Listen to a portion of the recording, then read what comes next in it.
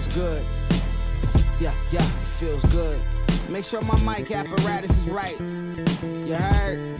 Yeah.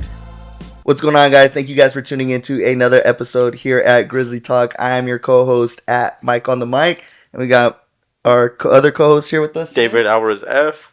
And we got a super special guest here with today, Devin from Dog Daze. You guys definitely got to check out this huge music festival at Save Mart Center he's putting together May 2nd. Thanks for joining us today, man. Yes, sir, man. Thanks for having me. Yeah, of course. So for everyone that's going to be seeing you for the first time on our platform, can you introduce yourself? Yeah. Let everybody know who you are, what you do. Absolutely. So my name's Devin. I'm throwing Dog Daze Music Festival Friday, May 2nd at the Save Mart Center. You guys better fucking be there. Right? We'd love to make it out, man. It's 18 plus, so I think you guys are good. Yeah. Just barely. Right. Yeah. I barely made it by a day. Your ass is gonna get carded for sure. Yeah. Oh my god, no! But I've been throwing events since I was 15 years old, and this is just the next chapter in my life where I'm really going for something big, and I really want to do it for Fresno. You know? Yeah. Well, I've seen it for a long time already, so I've been seeing the event. You guys been promoting very, very well with it, and so I've been seeing you guys everywhere, and at first I kind of confused it with Dog Daze. Right, like thing at Fresno State. Yeah. Yeah, I didn't know nothing about that at all. I thought it was just an orientation, a week long of getting familiar with Fresno State. I don't know if there's not an event called Dog Daze, right? Yeah, it is. I don't know if it's like a weekend event or just a day event. I've been there before, but it's almost like they just have vendors and different things like that. So it's like a vintage days or or maybe it's just called Vintage Days. Maybe I'm mixing it, is bro. Is it for students only, or is it to the public? To the public, because really? I went there and okay. I mean I didn't even go to college. So Gotcha. I thought it was just an orientation. I didn't go to college here. I went to college in the Bay Area, and for me, being in Fresno, I thought Dog Daze orientation, Dog Daze, change it to like Days, like D-A-Z-E. Be cool for like a party theme. And, making this something that is open to the public, but also for students. I think that'd be a really cool thing to do, especially at the Save Mart Center. Yeah, that's huge. It's going to be, obviously right next to the campus. What I thought was really cool is it sounds like it started as just like a one-stage event, and it's kind of grown, right? Can you tell us about that? Yeah, so I heard, through the grapevine that a certain artist was coming to Fresno, and I called some people, and I'm like, let's put him at the Save Mart Center. And they're like, you're fucking crazy. I'm like, I know. Let's do it, right? And so it was just going to be the headliner and some local talent. And then as I started to talk to more people, and as I started to believe a little bit more into myself, this could turn into something fucking big. Wait a minute. I got a good idea on my hands. I'm not going to let this go to waste. And so it went from a concert, that idea of just throwing a concert with just one artist, to multiple artists, multiple stages, indoor and outdoor. So wow. Yeah, this has happened, by the way, before. I remember when I was in 8th grade or 7th grade, I would skate by, I lived on Shaw and Peach, so I lived pretty close to the Save Mart Center. And I was skateboarding to my buddy's house one time, and I saw this massive concert. And it was indoor outdoor. I'm like, what the fuck is this? I've never seen that at Save Mart Center. Vans Warped Tour. Vans Warped Tour, bro. They did that shit before, where there was stages outside and inside, and it was the biggest thing ever to me as a kid. I'm like, whoa, this is dope. And so this idea has been done before, having it indoor and outdoor, and that's kind of what my inspiration was for this, is to kind of mimic that blueprint, Mm-hmm. Is this the first event? Is the first Dog Daze? Oh yeah, that's my first time doing this shit. Oh, I'm shoot. At this scale, right? I am not rich. I am not. I've never done something like this big before. But I'm very confident that it's gonna do very well. I've done entertainment my whole life, man. Yeah. I threw massive house parties back in the day. I'm not talking about 100 people. I'm talking about 5,000 people. At a house party? Bro, it was way bigger than Project X. I'm so mad that this shit wasn't recorded, but people that were there, bro. I threw this party called it was called Over the Hill, and it was out in Albury, and it was this one area. It kind of looked like you're going to Coachella. It was just small foothills, kind of going to the mountains, but you're in this mini mountain range, and there were just a few houses there. And I was throwing this Halloween party there, and I get the word out, right? Back in the day, I would just tell everybody, and it got way out there to where half the city was there, bro. I remember standing on the roof of this house and looking as far as I could see, and all I saw were people's heads, bro. And I'm just holy shit, And I didn't charge a cover either, which I should have, but no cover. So how do you put that big of an event with no revenue or I don't know, bro. It was just like I used to throw house parties back in the day, and my parents definitely didn't like it. And one time I threw this massive kickback. Well, it wasn't a kickback. It was a massive party. Yeah. Right? It got out of hand. It started as a Yeah, kickback. started someone as a took my kickback. fucking dog, bro. Someone took my dog. Yeah, I was It's my like dog- Project X I days. was like, no, seriously. I was like, hey guys, someone took my fucking dog. Like, I'm not playing. Where's my puppy at, dude? And then my boy's like, bro, I saved it. It was getting out. I'm like, all right. But I threw this massive Tied it to house the party. balloons, Yeah, right? I threw this house party, bro. And it got out of hand. And my dad came home and he's like, bro, like, what the fuck are you thinking? There's holes in the wall, the dog's missing, this and that. He's like, if you guys want to throw a party, like, you guys need to monetize it. And that's what kind of got my gears turning. Why don't I start doing this professionally? And so at 15 years old, I think my brother was 13, I threw my first actual rave, like my legitimate rave at a warehouse. We had insurance, like, it was legit. Well, And we made a lot of, I mean, the revenue was nuts. And I was 15 Yeah. years old. I was like, dude, this is tens of thousands of dollars in profit. Like, this is nuts. That was at the Star Palace in downtown back in like 2011. And that was a massive turnout. You can look it up. It's called Electric Dream. Look it up on YouTube. Electric Dream. Yeah, shit. it was the shit, bro. People still talk about it. I'll be at the gas station and be like, hey, you're that dude from way back then, right? From Electric Dream. I'm like, yeah. Like, That's people still crazy. fucking talk about it, bro. Yeah. That was a lit party. Can for you sure. talk about what kind of revenue that brought in? Specifically over 20 racks? Wow. And how much For was one event? profit? Like Yeah, no, like that wasn't even the revenue. Yeah, that was that was That was profit. profit. yeah, it was Wow. it was massive. At 15 years old, At right? 15 years old, what I do you was do with that like, money in your oh bank shit, account? right? bro? And I was like, this is what I'm doing the rest of my life. Mhm. Like, this is it. And so I ran with that for a little bit, and at the same time, I was wrestling. Like, my whole thing when I was younger, right? Like, I'm not gonna go to my childhood, but it was a little fucked. But when I was a kid, I was like, how am I gonna get out of the situation I'm in, right? With life, with parents, with being in the places I was in. What's the way out?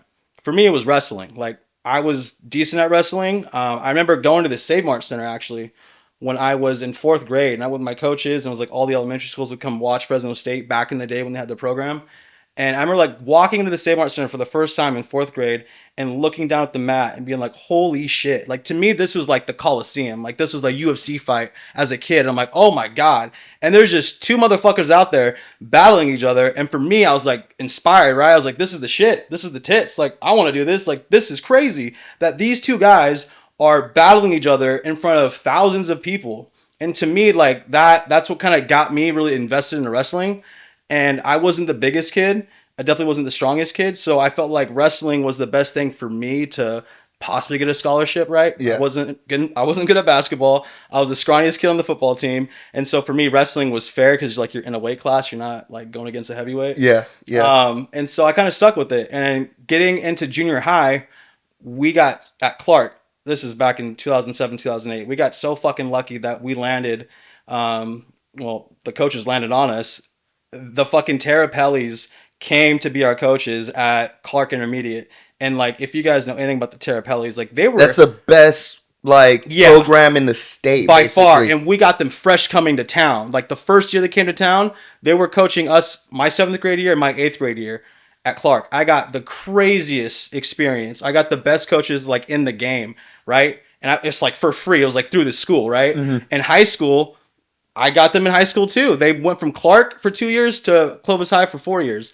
And I had the best coaches, and it was just the luck of the draw. Like, it wasn't planned, but because of that, like, my skills elevated like crazy, and so did everybody else's on the team. And so for me, like, wrestling was a thing.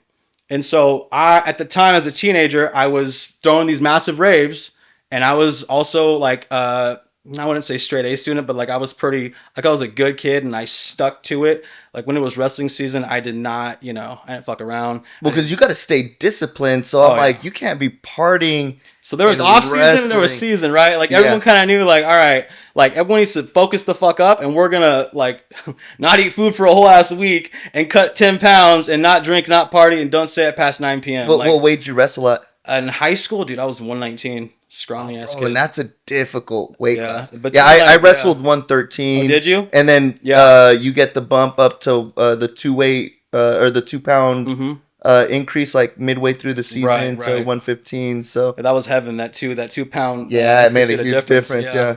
And so, being that disciplined wrestler during season and then just like going out and throwing raves during the summer, two total like polar opposite worlds where, you know, I wanted to follow this dream of throwing parties and like building the next one and getting like the next big thing going. At the same time, I wanted to wrestle in college and I wanted to, you know, be the first one in my family to get a scholarship and to actually go to college and finish. Oh. And so it was kind of like a double-edged sword because they didn't mix well. And so because of the partying and because of the going out and eventually because of the, you know, the dumb shit you do as a kid, I got kicked out of high school. Man, and it was my senior year, bro. Like, and it's a lot. I could be here for 2 hours talking about it, but just to fast forward, like, I fucking was like going for it my senior year. Like, I was ranked at state. Like, I was getting asked I had letters of interest to all kinds of colleges around the nation, bro. And that was it. I was like, I'm this fucking close. And just months before graduation and just 2 weeks before state, fucking cut, like kicked out. Too much partying, too much ditching, too much girls, bro. Like it just got to me, man. And it's hard because I really gave that my all. Like, imagine as a kid, you have this long-term goal, years, you get this fucking close and you're cut. Like, it felt like my soul was sucked out of my body. Like, it was the worst feeling in the world, bro. Yeah. I could imagine. It's like all your dreams and then, but that's the thing. Like, I feel like when we're, you know, young, dumb kids, like, we think we're invincible. We get away with one thing, and then we think that we could get away with everything. Yeah, which is no one can tell you shit either. Yeah, just like, fuck you to everybody that's trying to help you, right? Yeah. It's like, bro, you're just hating on me. Or... Yeah, when you're young, you think you know it all. Like my little brother, he thinks he knows it all. Yeah, it's too much, bro. Yeah. I'm the youngest, so I can't tell my brother shit. I can't tell bro, my whole family's stubborn, bro. You can't tell them a damn thing. Yeah, and I was the same way. I kind of still am, but like, you know, I take advice when it's needed. Yeah, but you know, and so during your high school, 15 years old, bro, what are you doing with that much money in your bank account? So, I mean, spending it. Like, what were you buying, bro? Like, hotels. You throw your first one. You throw your first one. You have makeup. I would throw massive hotel parties afterwards and rent the hotel rooms out. Yeah, bro. I was a wild child for sure. Like, I'm surprised I'm not dead, to be honest. But I lived that life, bro, and it was fun. But like I said, it got me kicked out of high school. Yeah. And so out of high school, I was. What came next? Yeah, I was like 17, 18, and I was like, what's next for me? I got a job at an 18 plus nightclub. I'm like, cool, right up my alley, right? And I would here local. Yeah, it was a place called Encore. It was it's still Encore. It's still not this Encore. Not this Encore. Way different. Okay. Yeah, not this Encore. The Encore before was actually kind of dope, bro. They had this like light up like elevated platform. It was 18 plus on one side and a dope ass 21 plus room on the other side. And I was running the 18 plus side, like freshly turning 18. And, you know, I was a promoter and I would walk away with door money based off how many people I brought. And so the way that works is there's a promoter. Well, there's like the actual promoter that's doing like everything, like the graphics, the promotion, the coming up with the ideas, getting the people there for the 21 plus. And he'll hire like a young buck like me to kind of do the 18 plus, right? To help get the place packed. Yeah. And so I was that guy, but I was getting paid like, if you pay a $20 cover, I might get $1 out of that, right? And so if I bring 300 people, I'm only making $300 as the 18 plus like sub promoter. Mm-hmm. And so, damn, it's that margins are that crazy. Fuck, dude. If you don't sign for the right deal, yeah. Yeah. And so the dude that was ahead of me was this fucking guy, bro. He would get like blacked out drunk on the job, just make a fool out of himself. Like, they had to carry the promoter out one time, and I told the owner at 18, I was like, bro, like, I could do this shit myself. I'm not 21, but I could get some 21-year-olds in here. Trust me. I'll get that shit bumping and I'll get the 18 plus side bumping. Like, give me a chance. And he thought about it. And the next time that dude got blacked out drunk again, they carried him out. They're like, all right, bro, this is your shot. Prove me wrong. And so at the time I didn't have a car and I was living on Shaw and Peach and I would skateboard like down fucking Shaw and Peach all the way to fucking, where was it? It was across the street from Fashion Fair. I think it was on Shaw and First. Or Fresno. Somewhere around there. I think it's Shaw and First. And I was a restaurant there now? I think it's like a marketplace now, but it was a dope, dude. It was a dope location. Like, everything in there was sick. It was all there's nothing like it anymore, bro. It was a good concept. But I would skateboard there from my mom's house on Shawn Peach at like 8 p.m., get the place set up, start like calling people, texting people. And at that time, bro, there was no Instagram, no TikTok, no social media. It was like a little bit of Facebook, and Instagram was like just starting to be Starting the to thing. take off, yeah. And so like I just got on MySpace, MySpace from Facebook to Instagram. And so there was no social media really. And so I was just cold call, flyer all the cars in the parking lot, that kind of thing. Yeah. And because of me throwing parties from when I was younger in high school, like that helped me out a lot, right? I'll just call the boys, call the girls, the same old people partying, like come over to my spot, but hey, it's a $20 cover, right? I would walk away with half of that. And so Wow. out of that cover, I would say, I would walk away with anywhere between $1,500 to $2,500 cash At the end of the night. at the end of every Saturday night. Wow. I was a fucking kid, bro. 18, walking away with like 2 racks every weekend. That's like $8,000 a month, bro.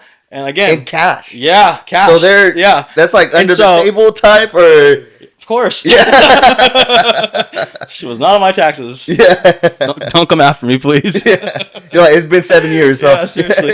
And so, as a kid, skateboarding from your mom's house, like going to a club, promoting, walking away in a fucking blazer, some slacks, some dress shoes on a skateboard, just skateboarding away with 2 racks in your pocket at like 3 a.m. Yeah. That shit was crazy, bro. And, that was a cool spot. And it only lasted for I think like 6 months. Club owner was doing some shady shit, of course. And, he got the place taken away.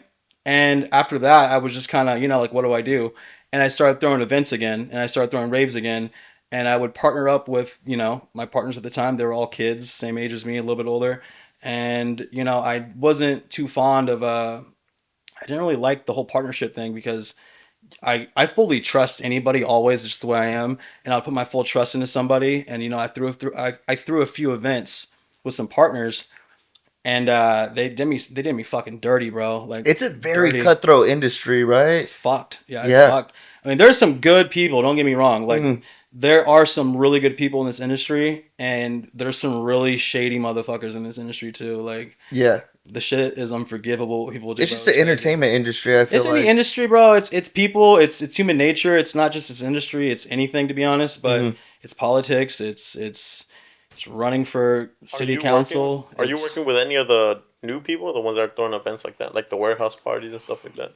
Recently, yes. I'm kind of working, so real quick, back in the day, like my buddies that I was throwing these parties with, these big events like out in downtown, warehouses, Star Palace, the Crest Theater, like all the old venues from like 10, 15 years ago.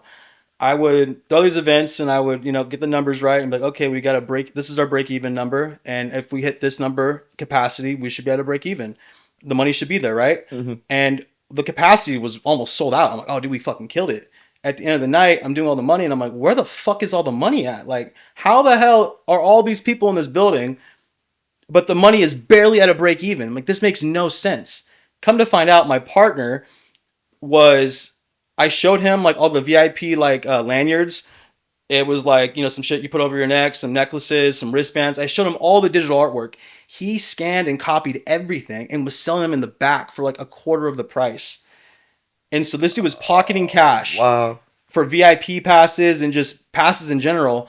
And I'm just like, you gotta be fucking kidding me, dude. Like, that hit so hard. And since then, I've never really had a partner or anything. I was just like out for myself. I was like, I'm not fucking with anybody after that. It killed me, bro, inside. Yeah.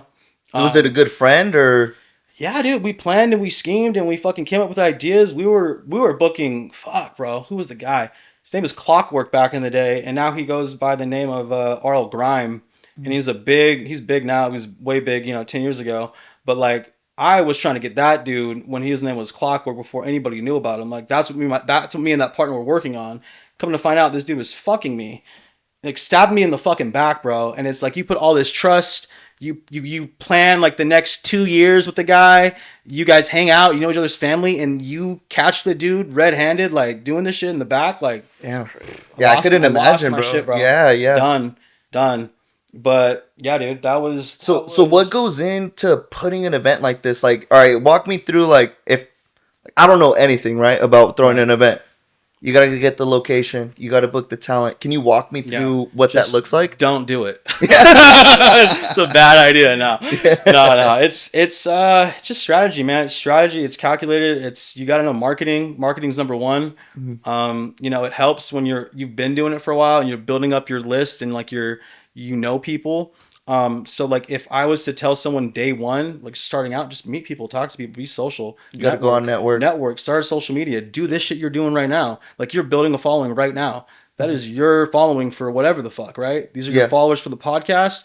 Who knows? You might be selling life insurance in 20 years, right? They're your customers. You're building that base. Yeah. And so whether it's parties, whether it's selling life insurance, whether it's selling them a fucking car, like you need to build your name up, build up your credibility, build your good word. Don't fuck people behind the back. Like don't stab anybody behind the back. Do right. Be a good person. You'll make it in anything, bro. Yeah.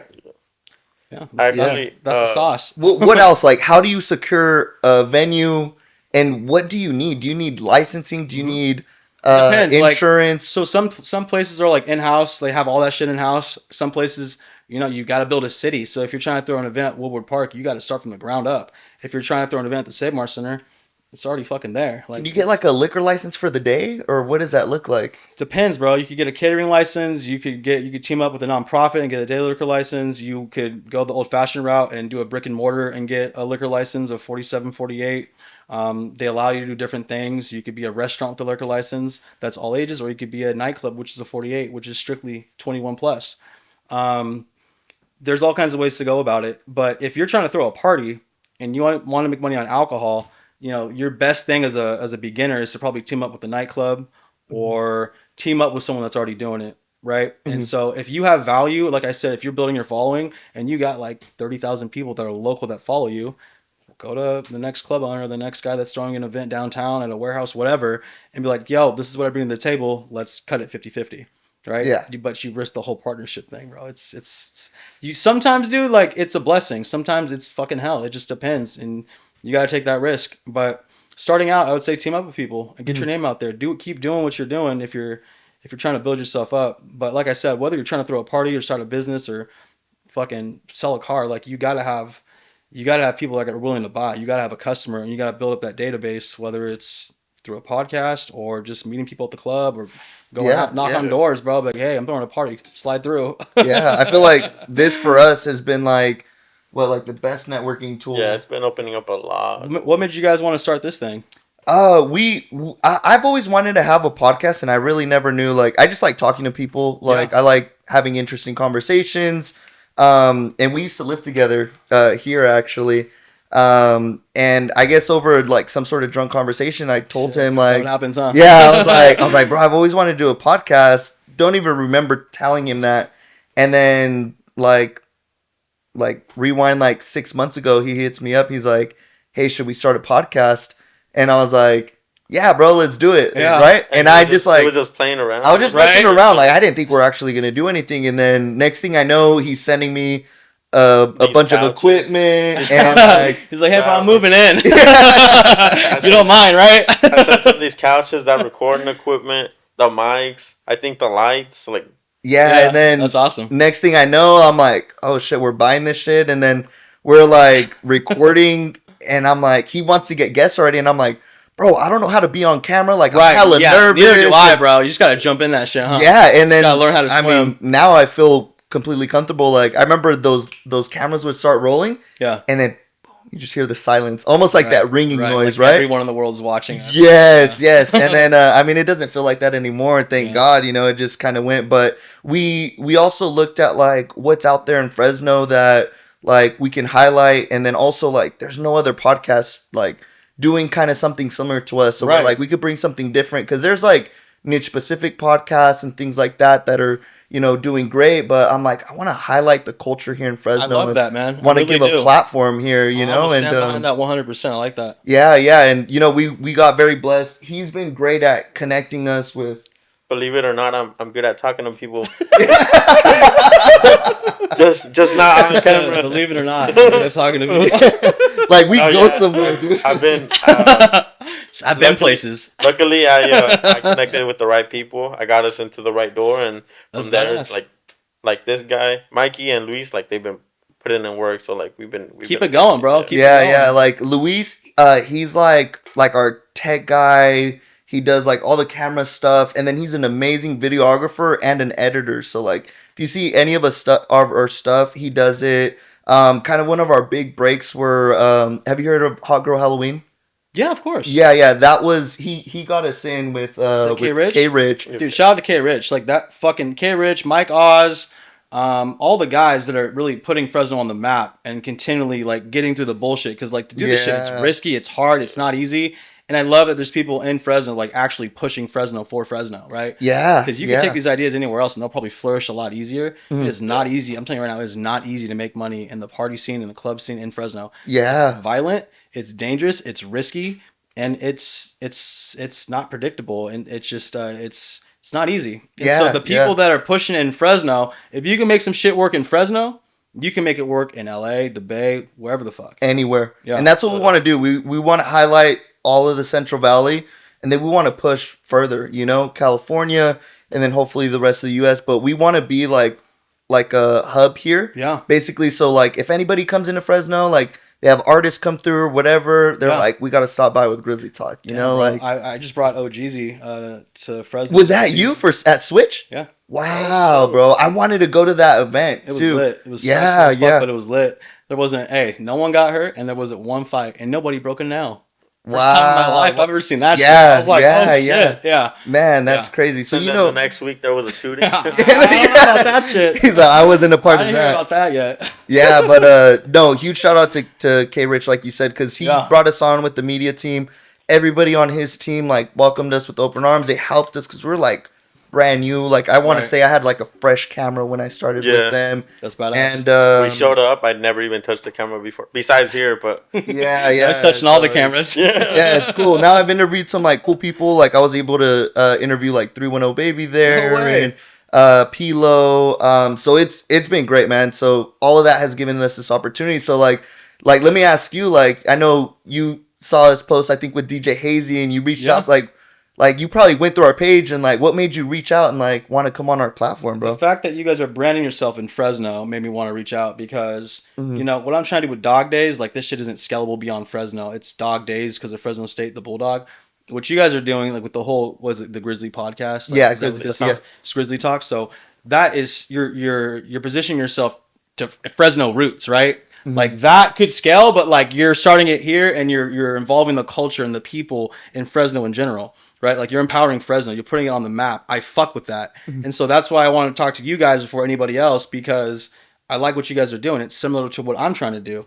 What I'm trying to do with Dog Days specifically is to grow this one-day festival, which is at the Save Mart Center, and there's one massive fucking stage, guys. Like I can't show what it looks like because I'll get sued, but it's fucking insane. Like you guys will not believe it, and I've been to every fucking festival, I've been to every rave, I've been to all kinds of shit, even around the world. Like the shit I'm bringing to Fresno is like all my party experience and all the shit I've seen, and I'm trying to do it with a certain budget, right? And I'm doing the best I can, and I think people are really gonna, be wowed, and they're gonna be like, oh fuck, like this is some real shit.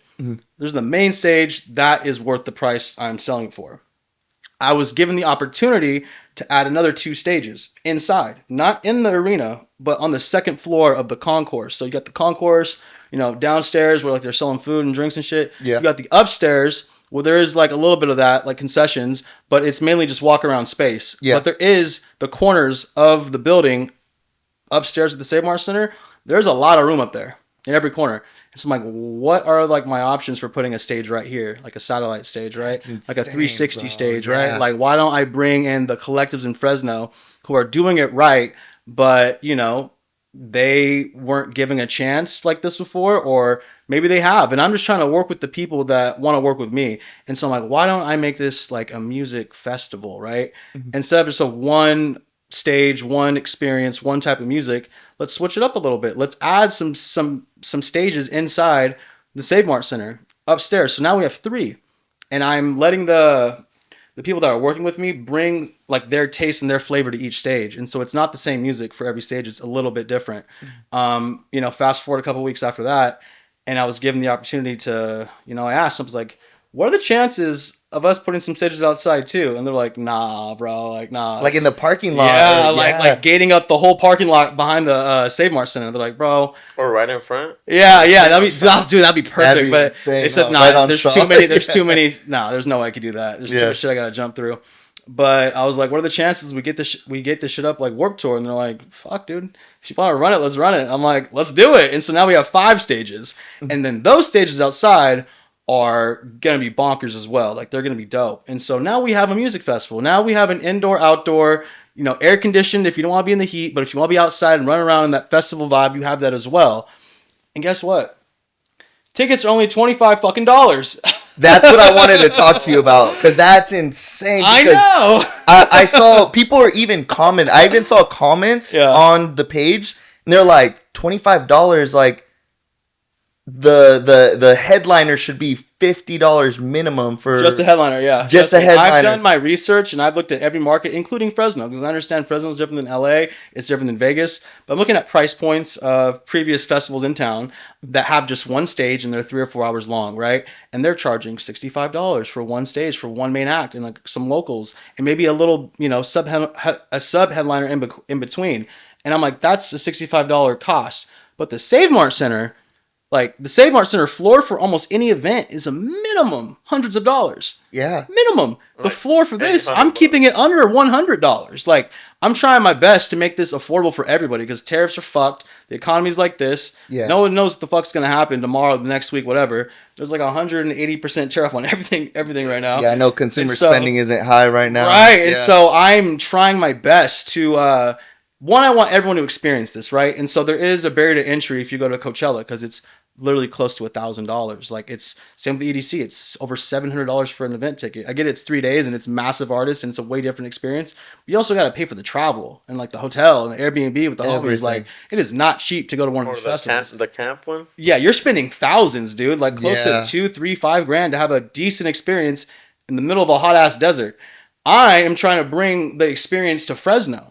Right? The best thing that happened in Fresno in my eyes was Grizzly Fest. Like, Grizzly Fest, I don't know if you guys ever been, but I saw Tame Impala. I didn't make and I saw G-Eazy in Fresno at Woodward Park. I'm like, this is fucking sick. And I was away in college, and I brought my boys from college. I'm like, dude, we're going to Fresno. They're like, what? Where the fuck is Fresno? And they're like from all over the world and shit. I'm like, follow me. We drove from the Bay straight to Fresno to watch G-Eazy and Tame Impala and like all these other artists at the Grizzly. Tame Impala had to be crazy. Bro. I was like, this is nuts, dude. And it feels like a Coachella. It feels like a festival, like a real festival. Because it was. And this was like, when I was in college and I saw that progression in Fresno, I'm like, oh my dude, I cannot wait to graduate and fucking go to Fresno and do my thing. Like, I cannot wait to jump in it. And it stopped. COVID fucked a lot of shit up. Mm-hmm. The city, I'm not too sure on the story, but like, for people that do something good for the city, like Grizzly Fest, like think about economically what it's doing for Fresno. It's putting Fresno on the map. Like, like imagine if you were the city and you lived in Coachella, Indio at Coachella Valley, and you try to stop Coachella before Coachella was Coachella. That to me is what happened to Grizzly Fest.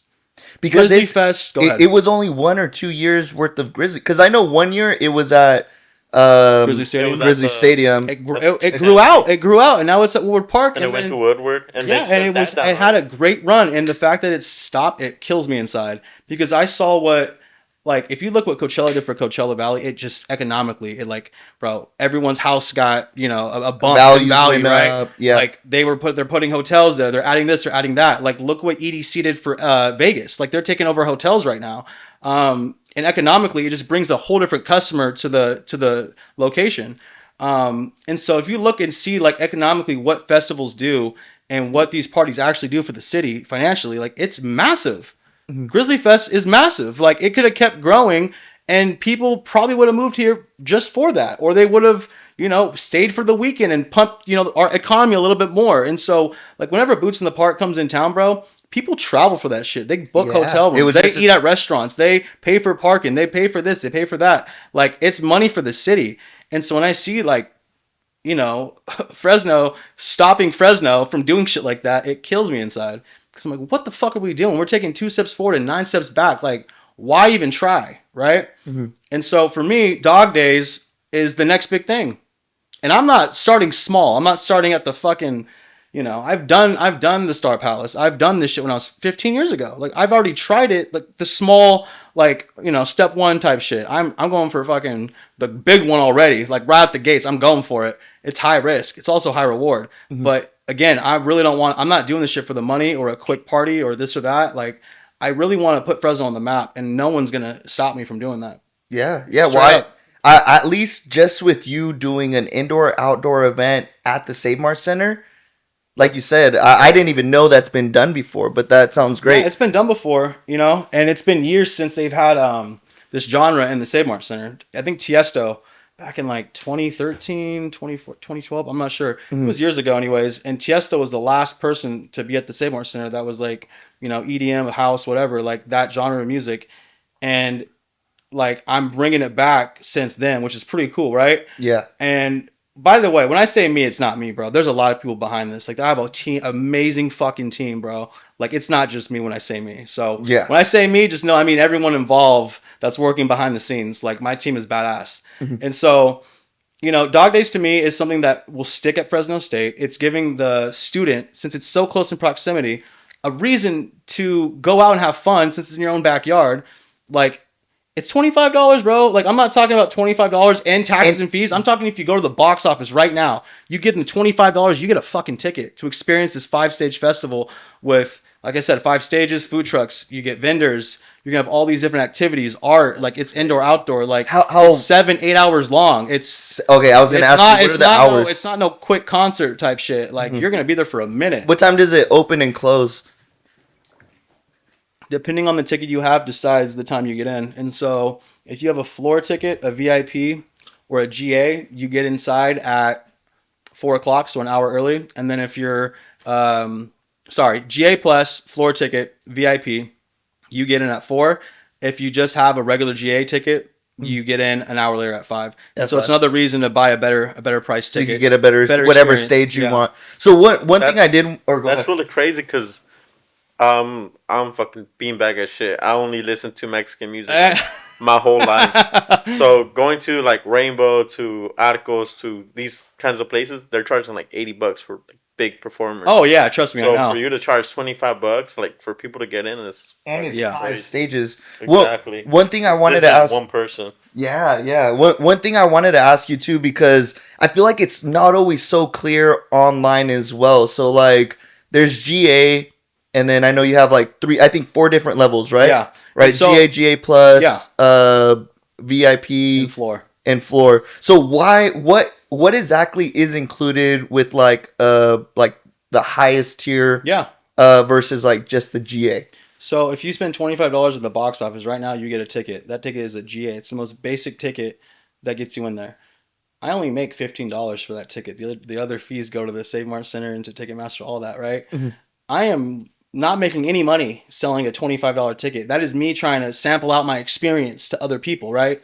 And so with that ticket, you're able to see all 5 stages. It's not like you can only see one stage with a ticket. You could go to the 2 outside stages. You could go and run to the front of those. You could go to the 2 stages inside that are upstairs, run to the front of those. Now the main stage, the massive stage, the production that is going to blow your mind, that stage, what you're paying for is your experience in that main stage. So on Ticketmaster, when you buy your ticket on Ticketmaster, you are picking for your main stage experience only. And you're also getting to come in a little bit earlier, depending on the ticket you get. So if you buy a GA ticket for $25 at the box office, you are getting an upper level experience, which means you're up here looking down at the event. And if it's your first festival, first event like this with this kind of music, like maybe that's what you want to pay for, like a risky experience. You don't know how it's going to be, right? And so $25 to me, it's like it cost me That's a meal. $25 to That's get a here, dinner. right? Yeah. It's just the way things are right now. It's a meal. It's basically a coffee right now. Yeah. And it's basically just so affordable for anybody. That's why I priced it that way. And if I sell out at that price, I won't make any money. And so that gets you at the upper level, and you could look down at the main stage. The next tier is right now it's a $35 ticket at the box office, and that allows you to be closer to the main stage, closer to the floor. You're in a reserved seat. And so you are able to, buy a ticket, put your stuff down if you want to. Yeah. Go to the restroom, come back. That's your seat that you're paying for. Yeah. If you got the ticket up there, that's just It's a just section. free-for-all. Yeah, it's a free for all, right? Uh-huh. In your section. And so that's what you're also paying for. Because some people like to be reserved and have their seat, have their stuff, and just chill. camp out and chill for. It's going to be a long ass day. So you're probably going to want to sit and like, pitch a tent. And so if that's your vibe too, it's only $10 more. Now to be on the floor, ticket prices started out at $65. Now I think that tier sold out. And so the next tier is $95. But that is like, there's only 1,500 of those tickets. It's not much, right? Compared to everyone that I expect to come. Yeah. So you're getting an elevated experience on the floor. And you're not sitting down, bro. There's no seats on the floor. You're going. You're getting to move. You get to be on the. If you are a person that likes to run it on the stages at Coachella or EDC or in these festivals, like that is your ticket. That is you. If that's your vibe, right? Also, if you've been to these, like I have, I've been to all kinds of festivals, dude, and I've lived through a lot of different experiences, good and bad, and I know VIP is always a better experience no matter what. And so if you're like a veteran, festival goer, maybe you want to buy a VIP ticket. And guess what? Those are only like $155 right now at the box office, and like that is not a high price. That is less than most events I've seen priced at the floor level at most Save Mart Center events. I looked at the ticket prices for artists A, B, and C. Bro, they're like $200, $300, $400 just for a floor ticket. Yeah. And like my VIP ticket is as cheap as I could get it. And so the way I see it is you're paying a different price point for a different main stage experience, right? Mm-hmm. And that's what it is. Yeah, definitely. Well, because like he said, beanbag. I'm a beanbag too. Love Mexican music, right? There's a Latin stage. There's a cumbia. There's a Latin house stage. I got a flavor for everyone, bro. I kept you motherfuckers in mind. Don't worry. I got you guys. I'll put some beanbags around the stage for you guys to sit down at outside. I promise. No, because like there's this artist coming to Save Mart. Just one artist, right? His name's Tito Lope. I think like even just tomorrow, like in the just in the not the highest level, but the middle level.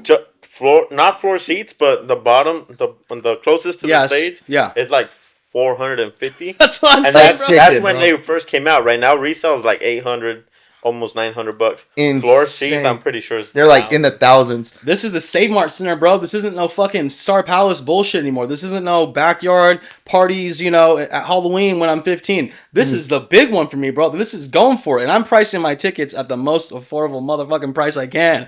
I cannot go lower or else I will lose money. Yeah. And so for me, the upper level are for people that have never experienced an event like this and they don't know what to expect. Plus, it's the first time Dog Days ever happened. Yeah, plus they could be outside and do... Yeah. Right, and so like I want to give people an opportunity to buy a ticket at a certain price point. And guess what? I'm running a special right now, and that's why the fees are included with the $25. That ends next Friday. And so after that, like I gave you guys an opportunity to buy the tickets at the price you guys want. Well, guess what? FOMO is going to happen the week of. I've been doing this shit my whole life. Yeah. I know what to expect the week of. Sales jump like a motherfucker. Last day. Yeah, bro. Last minute. Yeah, trust me. I've been in that spot where I'm like, give me no matter what. I'll pay $1,000, right? At this point, you feel like you're missing the fuck out, which people are gonna feel it like crazy. I got some content I'm gonna release. I got some surprises I'm gonna release. When people see their friends at the Save Mart Center taking Snapchats and on Instagram, they're like, oh my god, we gotta go right fucking now. Yeah, like, trust me. Any exclusives you want to drop? Because we're gonna drop this. 2 weeks from now, right? The 25th. That's a week before. Perfect. Yeah. Any exclusives you want to drop on it? No, bro. No, not yet. All right. No worries. I do not want to get sued. But hey, let us know about the talent that's gonna be there. The artist. Yeah, dude. Oddmob, like that is enough for the prices. I'm. Yeah. No. 100%. Oddmob is legendary, dude. This guy. Any song he remixes, anything he touches turns to like gold immediately. The guy's got it, bro. He's got the recipe. I was in Vegas watching Anima at the Sphere, and every fucking song in the Sphere, that 360 shit. And you were there? You've been there? Yeah, I watched Anima, and then it was I forgot who else it was, and then it was John Summit, right? And every song was like an Oddmob remix, dude. And then I went to Live nightclub, and like I've been going to Vegas for fucking like 10 plus years, right? All the time, by the way. And so like I know what's hot, and I know the songs that are playing. It was mainly hip hop when I was younger, and now it's just house music everywhere you go. I was at Live nightclub and they're playing Oddmob remixes all fucking night. And I'm like, this is the shit that's popping right now. And I got Odd Mob coming to the motherfucking Save That's Mart Center. insane, I'm yeah. like, to me, this is like beyond a dream come true. Like, this is nuts. Like, I was watching a video of him at Coachella, and there's like just tens of thousands of people just vibing out to Odd Mob. I'm like, fuck, dude, I'm bringing this dude to the Save Mart Center. Like, this is crazy. Yeah. Like, younger me would be like, dude, Yeah. keep fucking going. In those moments, right? Like, Yeah. how do you celebrate afterwards? Like, what have been some big moments for you throughout your career? And I guess we'll get to Odd Mob right now, but Yeah. like, what have been some of your highlights throughout your career? I would say the first one was big, you know, like I was expecting a good turnout, but I wasn't expecting a sellout at 15. It was my first time doing it, and I really gave it my all, not knowing what to expect at the end of it. And the turnout was insane. People were in line at like, fuck, dude, it's the middle of the day, and they were in line, like ready to go to this event. And I was selling them on the perception of an idea that I had with my little brother. And at 15, you're like, holy shit, there's people in their 30s showing up to our shit. Like to have that, it was a mind fuck. I'm like, this is crazy what we could do, right? Mm-hmm. And so that was my first like aha moment. Like, I'm doing this the rest of my life type shit, right? Yeah. And so that's one moment in my career. And I would say the next big moment in my life that I was like, I did this shit was when I All-American, bro. Like, that was crazy. Yeah. I know we didn't get a chance to get into that. You want to talk about that a little bit? I know you said absolutely. You got you kind of went off from the scholarships that you were offered before you graduated, but then you got back into it, into wrestling. I got kicked out of high school, all that shit happened, and then my buddy, like, everyone's like, bro, don't party, it's bad for you, this and that. But if I did not do the parties I did, I would have never met the people I met. End of story, right? Mm-hmm. Like, because of networking and going out, I met people, and out of fucking nowhere, the guy I used to throw these Wolfpack parties with, shout out to Justin Lozano, you piece of shit, he was the guy that called me to come to, at the time it was, I think he was about to graduate. And dude, I was like 3 or 4 years out of high school. Like, I was not in shape. I was not wrestling. I kind of gave that whole thing up. He called me out of nowhere and he's like, bro, do you want to come out and try out? Like, my coach at Menlo College is looking for someone your size. And I'm like, I'm not in shape, bro, but fuck it. I'll run it tomorrow, right? He's like, yeah, tomorrow. I pulled up, wrestled a bunch of people. Fucking back was killing me. I was like, get me the fuck out of here, bro. And he offered me a scholarship, dude. And that changed the projection of my life.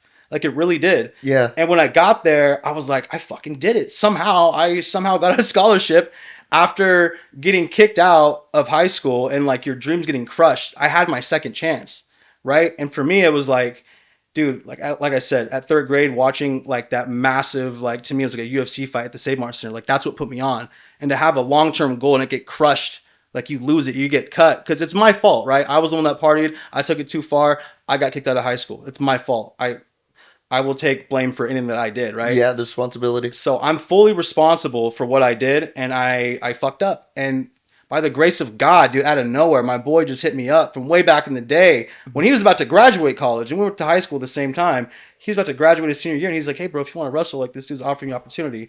I got the opportunity. I did not fuck it up at all. I almost did, by the way. Freshman and sophomore, I went a little fucking crazy. I was like, I'm in college finally. I was in the dorm rooms. I was going fucking wild. Like, bro, the Bay Area is crazy, dude. Yeah. It's crazy, dude. That temptation, bro. Yeah. Everywhere. Yeah. It was nuts. And so, like, that whole experience in college really changed everything. Like, I really got disciplined, and every summer I would stay on campus and I would wrestle and just continue to get better and better at my craft. Mm-hmm. And I would also try to learn something every summer because there's nobody on campus. Everything's kind of open and like there's really nothing to do. And so I was like, you know, fuck it. I'm going to start like a Shopify business. I'm going to sell sunglasses. Like, you go to my website, you buy some sunglasses, I drop ship it to you. And that's my little business for the summer. The next summer I learned how to trade options. And I was fucking flipping like turned $1,000 into 20 grand in class one time. And my boys were like, is this real money? I was like, yeah, this shit's fucking crazy, bro. Like, this shit is real. And then another summer I learned some computer science. And on top of that, I was taking like 21 units every semester. Like, I was getting everything out of this motherfucker, right? Yeah. I could have just been taking 15 and coasting, right? Chilling.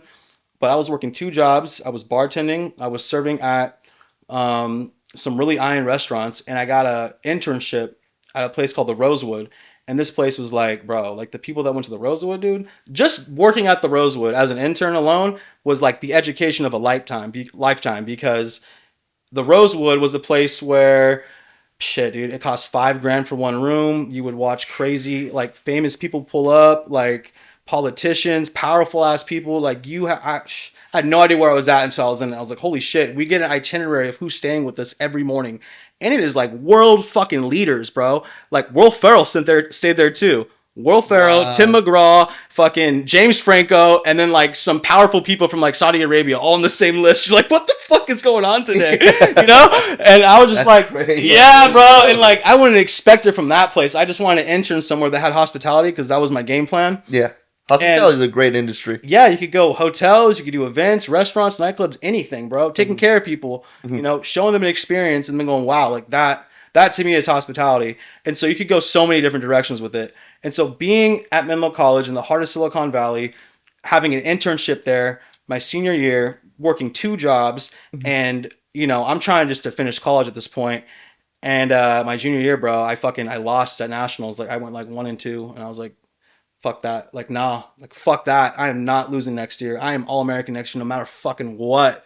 Like, I am not, no excuses, because my junior year, I did fuck around. I did drink. I did party. I did stay up late. I did all this shit. Like, when you're in the arena, bro, and you're battling someone and you are battling for your life, like, this is it. Yeah, like, 100%. you start to have like these like doubts. Like, fuck, dude, I shouldn't have drank that one night. Fuck, I should have cut way better. Fuck, I really wish that summer I would have paid a lot more attention and did this and did that different. You start to doubt yourself while you're in the fight, like while you're fucking gassing out, and you start to doubt yourself in a split second. Like, that's what can lose you the match. Yeah. And so, dude, like, the moment I lost my junior year, I literally went across the street at nationals. I went from the arena straight to the hotel room. I started working out for 2 hours straight. The next day, again, I would watch tapes. I would read books. I would learn how to like sound my mind. I would learn how to breathe properly. I would learn how to not get nervous for a match, because I would get fucking nervous.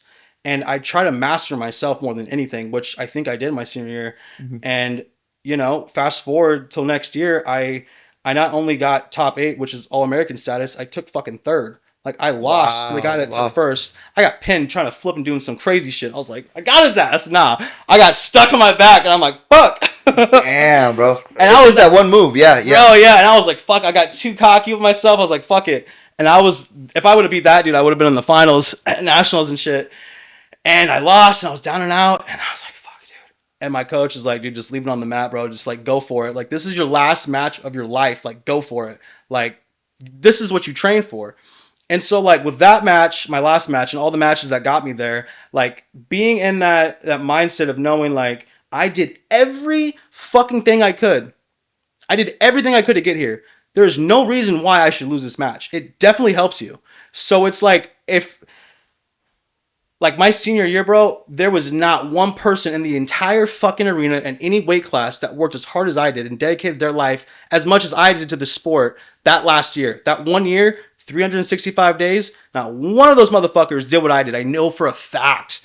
I would like to meet the dude if he worked harder than I did. I'm not being cocky. I'm not being delusional when I say this. I gave it my all every fucking hour I was awake.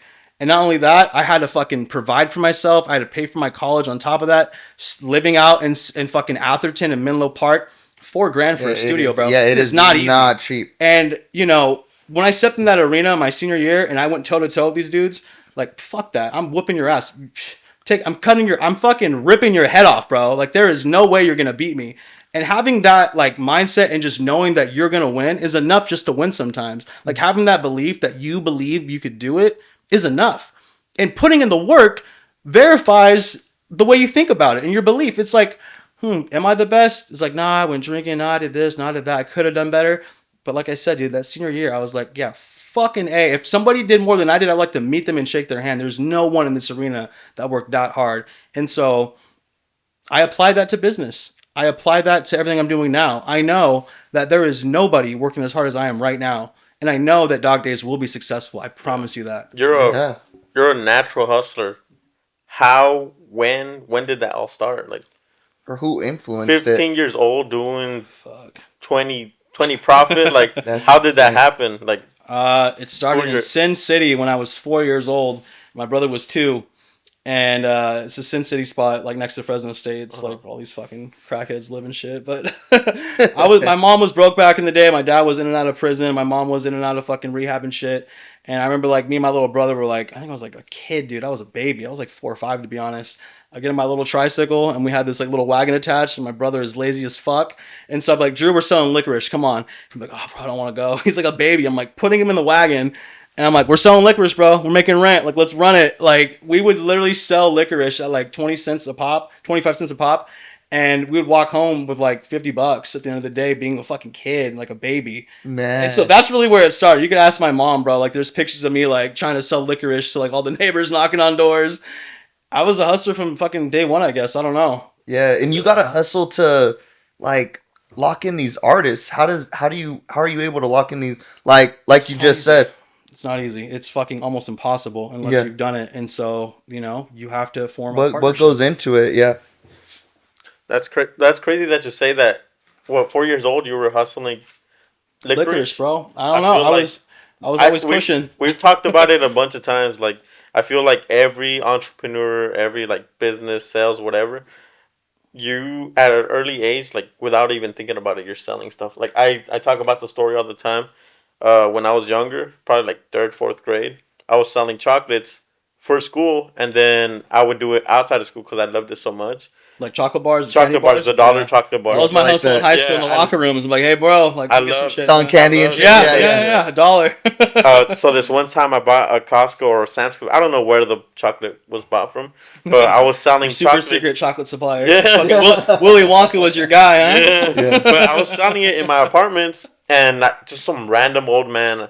I just told him, hey, you want to buy some chocolates? Like, I'm selling chocolates.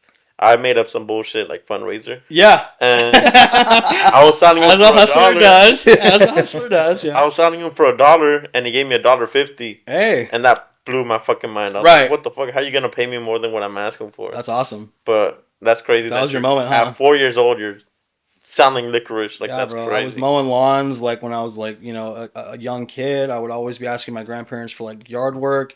I always be trying to scale it. I'm like, hey, bro, if we get my brother to do this and, like, the kids across the street, we could, like, grow and, like, expand. Like, I'm all a fucking, like, 6-year-old kid trying to scale, like, a lawn mowing business and shit, Yeah.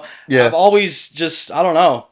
I've always just wanted to grow. I just wanted to expand. I've always wanted just to do the next thing, do it good, then do it better. Yeah, right? So Dog Daze is going to be a huge success. What's next for you, man? Bro. What's next for you? Bro, I see it, man. Yeah. That's another thing, too, man. Like, I'm really into... Like, this book right here really changed a lot. I've read this shit like 10 Think You times. Grow Rich. Yeah. You got to read it once, read it 2 years later, read it 2 years after that. It's a different experience every time you read it from, like, a different mindset. As you keep developing. You just see things so much differently. But yeah, dude, I really believe in, like, manifestation. I really believe in believing. Believing is the biggest thing. Whether you believe you can, they say or believing can't, is like 90% of it. Yeah. Whether you believe you can or you can't, you're right either way, right? Mm-hmm.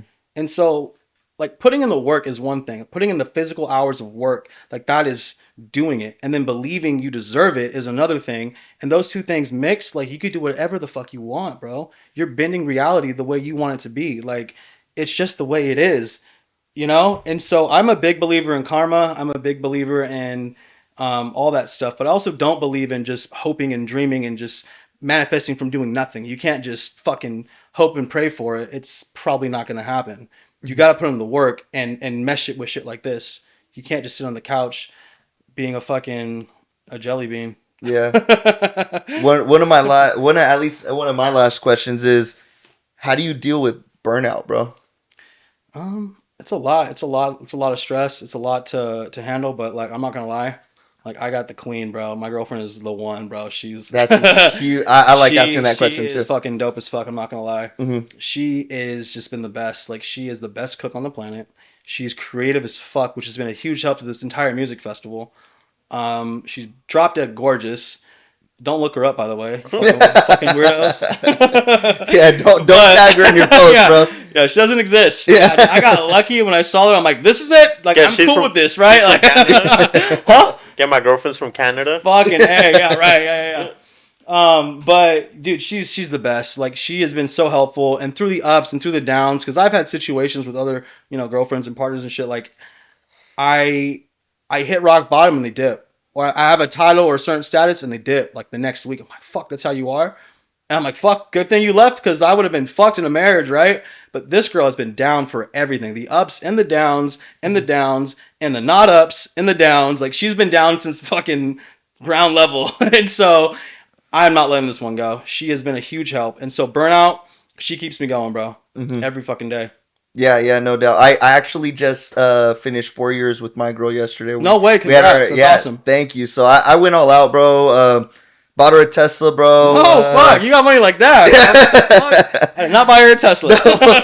Yeah, I do quite a bit of things, bro. So I do like real estate investing. I sell insurance. Nice. Like I've been working for a long time, bro. Thank God, you know, I'm in a good place right now. And then we had like a chef come to our house last night and everything. But I was thinking about it. And I'm like, honestly, like I don't think that I would be able to operate at the caliber that I'm operating right now without her help, because like she takes a lot of the day-to-day stresses away of like me having to think, what am I going to eat? What am I going to do? Like and all this other stuff, 100%. You know, and then just all the BS that comes with, like a lot of BS that people have in their relationships, you know, I think going home and reflecting with somebody at the end of the day is like the most healthy thing you could do.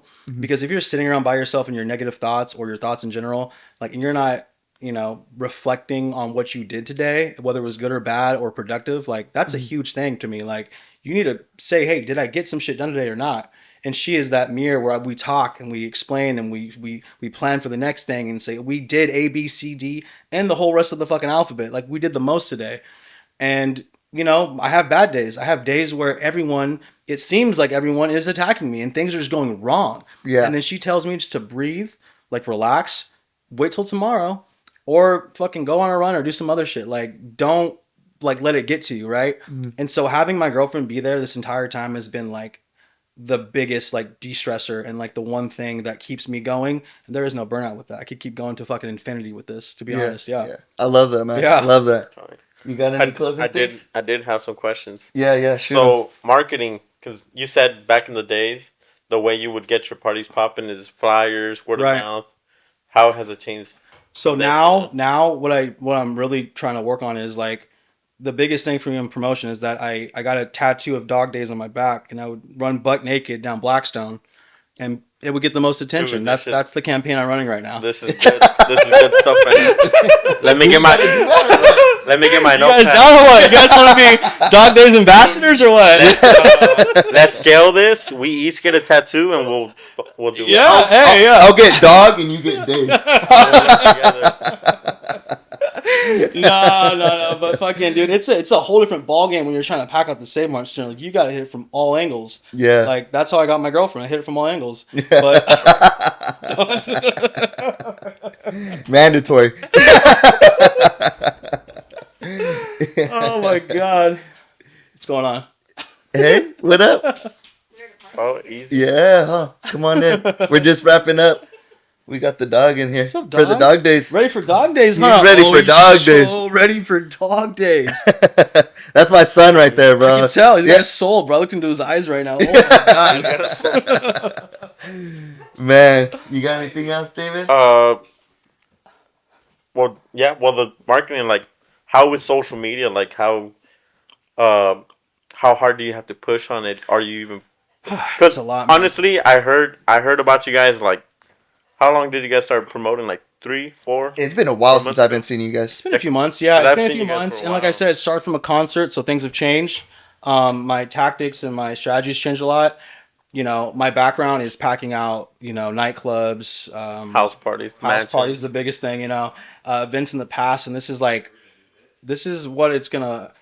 All the things I've done in the past are what are bringing me to this point now. It feels like I'm turning a new chapter where like I'm officially leveling up to where I've always wanted to be, and you know, with that comes a lot of new shit I'm learning. The Save Mart Center, the people that are there, I don't know if they want to be named or not, but they have been crucial to all this. They've been teaching me every fucking day for hours on every day, and I'm listening to everything. Walking into something like this, thinking you know it all is probably the worst thing you could do, bro. I'm a student to the day I die. I do not know everything, and I never will. I don't want to, but like I do want to keep improving myself, and I'm also not comparing myself to you or them. I'm comparing myself to me and what I did yesterday. And that's the one big thing I want to get out real quick. If you're comparing yourself to the guy on top or the guy below or the guy next to you, like that's wrong. You're never going to be happy. If you're comparing yourself to the guy that has it all, there's always going to be someone that has it more than you, right? Or there's always going to be someone that's going to be younger or better looking or whatever. You can't, for me at least, to stay like where I'm at and not burn out and not like lose my shit, I don't compare myself to others. And, you know, I I just keep trying to improve myself day by day. But yeah, dude, the people at the Save Mart Center, they have been such a big help and teaching me everything.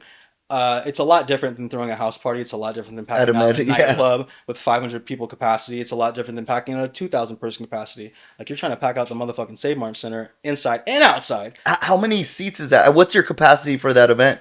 It started with 1,900, just doing the floor. Like, that's what this was going to be. And, you know, getting beyond that, it's double, triple, quadruple. Like, it's getting up there. Hi, buddy. He's not gonna leave you alone. Yeah.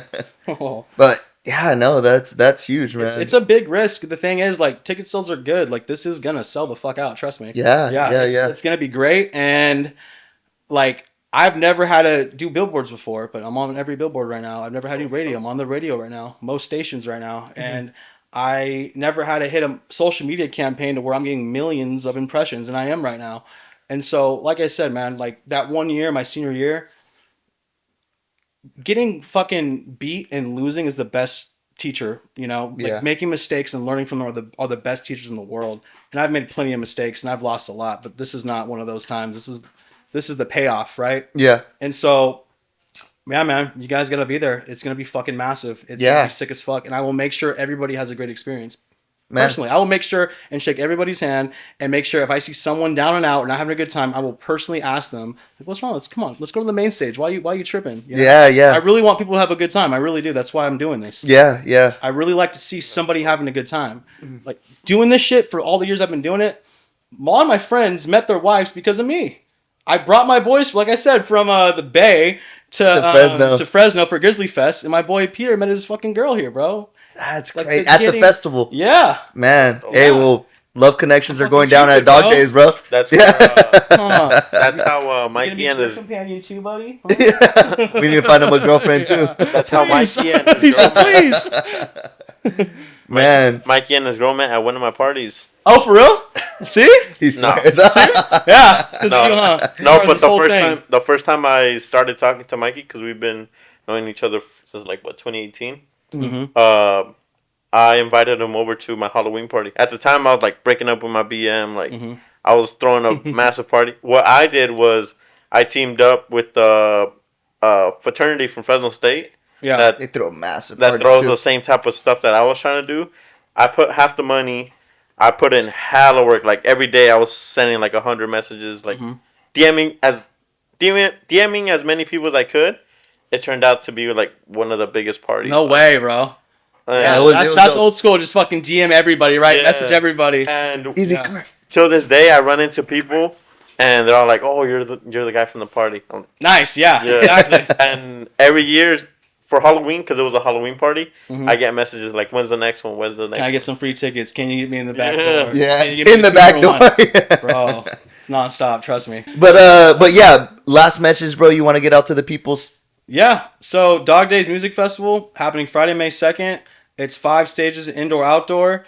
It is 18 plus. It's open, like I said, to the public, for students, and we're keeping things affordable with this one. Like I said, tickets are $25, tax and fees included, at the box office until when's this gonna air? Well, this is gonna go on April 25th. So by then, What day of the week is that? Friday. Today. You have until today to get fucking tickets at the prices they're gonna be at right now. $25, cheapest ticket. Yeah. That's it, man. It's gonna be a good time, and I will make sure everybody has a great time while they're there. I promise Yeah. you that. Well, we're excited for it, Yeah. man. We'll definitely be there, bro, for sure. But Appreciate it. congratulations, Yeah. man, and Thank you, thank you guys. for coming on our platform, man. Yeah. We've been excited, and look, hopefully this Yeah. can be fucking huge. We should throw a party in this room, bro. bro. I'm telling you, it's gonna be sick. Yeah. Gonna be hella people. Pleasure. Love you guys. Make sure you guys like and subscribe. We'll see you guys on the next one. Hope you guys enjoyed this episode. We'll see you.